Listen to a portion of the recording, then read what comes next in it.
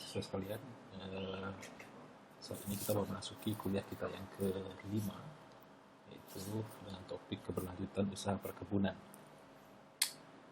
Eh, Topik ini adalah kelanjutan dari kuliah kita sebelumnya yang berkaitan dengan manajemen lingkungan sosial ya. Nanti di dalam topik ini kita akan membahas mengenai bagaimana mengelola lingkungan sosial itu adalah salah satu dari upaya kita untuk menjamin keberlanjutan dari usaha perkebunan. Di dalam topik ini nanti kita juga akan membahas mengenai sustainability management yang salah satunya yang sudah cukup established yaitu ISPO, RSPO berkaitan dengan komoditi kelapa sawit, dan nanti kita juga akan bagian dari kuliah kelima ini adalah kita melihat satu video yang menayangkan bagaimana sebuah perusahaan perkebunan besar itu mengelola keberlanjutan dari usahanya. Ya, baik. Ada satu prinsip-prinsip yang mendasar dalam bisnis yang disebut dengan going concern concept. Ya. Sebenarnya ini adalah prinsip akuntansi ya, tapi ini kemudian menjadi prinsip-prinsip salah satu prinsip bisnis yang mendasar ya. Going concern adalah istilah akuntansi ya, yang dimana perusahaan memiliki sumber daya yang diperlukan untuk terus beroperasi tanpa batas waktu sehingga memberikan bukti yang bertentangan. Artinya going concern adalah sebuah prinsip ya, satu kepercayaan, satu keyakinan, satu asumsi bahwa usaha itu harus terus berlangsung ya, sampai dengan batas waktu yang tidak bisa ditentukan, sampai dengan ya, ada satu kondisi-kondisi yang menyebabkan usaha ini tidak dapat berlanjut lagi.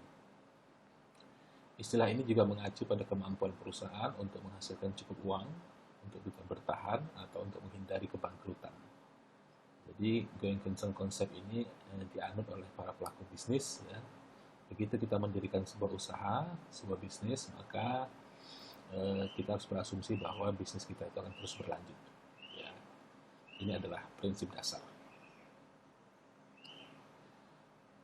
Nah, dalam bahasan kita ini, going concern yang kita masukkan di sini adalah kita kaitkan dengan sustainability, sustainable. Jadi going concern dalam prinsip akuntansi, prinsip bisnis itu, kemudian sekarang dikenal dengan istilah sustainable, ya. Sustainable atau keberlanjutan. Ya. Nah, sustainability sekarang yang kita anut, ya, itu didasari oleh, ya, dikaitkan dengan satu prinsip yang disebut dengan triple bottom line. Kita sudah membahas ini di kuliah kita sebelumnya.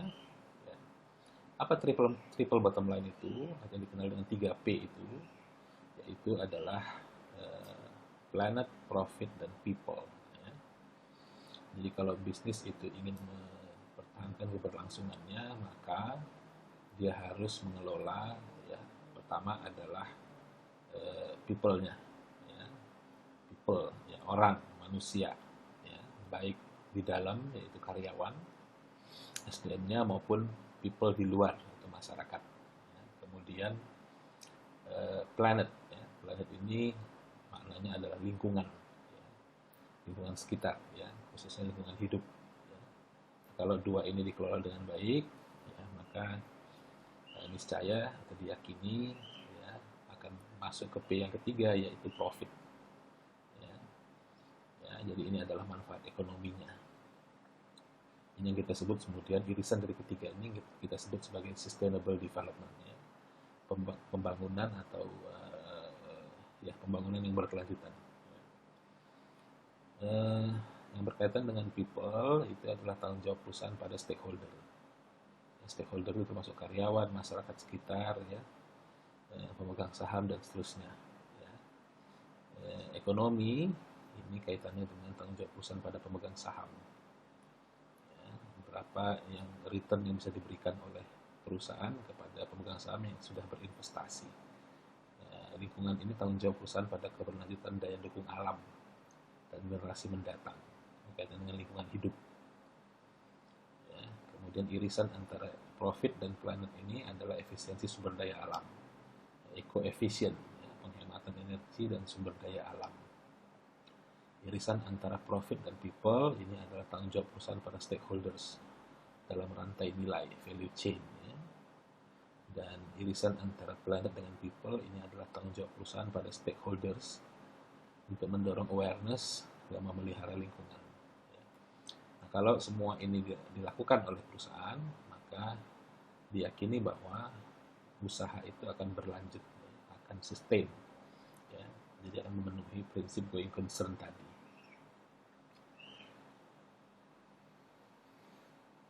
Nah, bagaimana logiknya atau kerangka berpikirnya sustainability ini?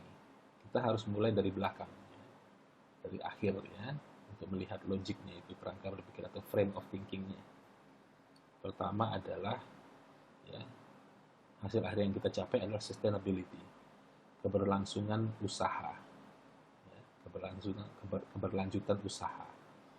Sustainability bisa terjadi kalau ada pertumbuhan, growth dari bisnis kita, ya, tidak hanya laba tapi juga tumbuh, ya, artinya laba yang diberikan itu konsisten, ya, labanya terus meningkat dan itu menyebabkan usaha dapat tumbuh dan berkembang. Pertumbuhan hanya akan terjadi apabila, ya, bisnis yang kita kelola itu memiliki profitabilitas atau tingkat keuntungan yang tinggi dalam jangka panjang. Jadi profitnya tidak sifatnya tidak tidak sesekali, ya, kadang profit kadang rugi, kadang profit kadang rugi, tidak, tapi profitabilitas yang ajak, ya, ini akan menjamin pertumbuhan atau growth, ya. Nah, profitabilitas tinggi dalam jangka panjang ini dapat dihasilkan apabila, ya, revenue atau pendapatan itu tinggi dan biaya itu terkelola dengan baik. Kita ingat bahwa profit, ya, itu adalah revenue dikurangi dengan biaya. Jadi kalau revenue-nya tinggi, pendapatannya tinggi, dan biayanya bisa terkelola atau biayanya rendah, efisien, maka profitnya akan bagus. Ya. Revenue tinggi, biaya terkelola ini akan bisa kita peroleh apabila, ya, produktivitasnya dari usaha kita itu tinggi dan efisien, ya. Jadi kalau ini perusahaan perkebunan itu protasnya itu tinggi, ya, paling tidak mencapai protas rata-rata atau standar industri, ya. Misalnya untuk kelapa sawit itu 24 ton per hektar per tahun begitu, ya, dan efisien, ya, harga pokoknya itu terkendali. Kemudian produktivitas tinggi, ya, dan efisien ini akan bisa kita peroleh apabila, ya, kita memiliki sumber daya yang berkualitas. Apa sumber daya itu? Maksudnya apa saja sumber daya yang berkualitas itu? Seluruh sumber daya yang ada, mulai dari sumber daya manusia, ya, sumber daya tanaman, aset tanaman, ya, sumber daya fisik, pabrik, infrastruktur, kemudian juga sumber daya pendukung, sumber daya alam yang mendukung, ya, air, iklim dan seterusnya, itu semuanya berkualitas. Berkualitas itu artinya sesuai dengan syarat-syarat berjalannya bisnis dengan baik. Ya, kalau manusia itu ya kompeten. Sumber daya uang misalnya itu, dana itu adalah liquid misalnya, ya, untuk bisa menjamin usaha itu berlangsung terus. Ya, infrastruktur itu dalam kondisi yang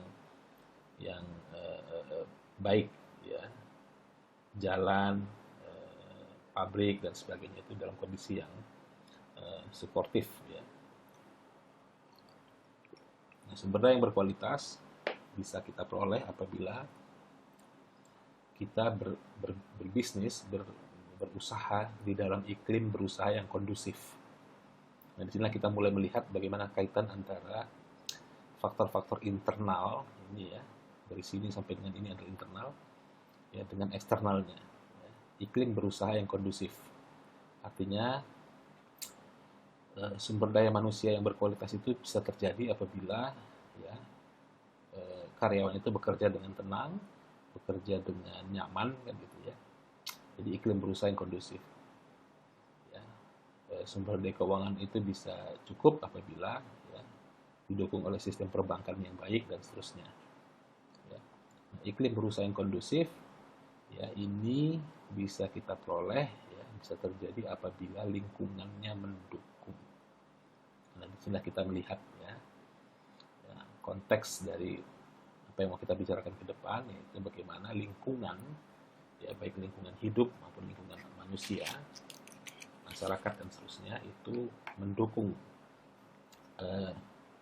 bisnis, keberlangsungan bisnis ya. Jadi ini adalah frame of thinkingnya, ya logiknya ya. Bagaimana hubungannya antara sustainability dengan lingkungan sekitar kita. Ya.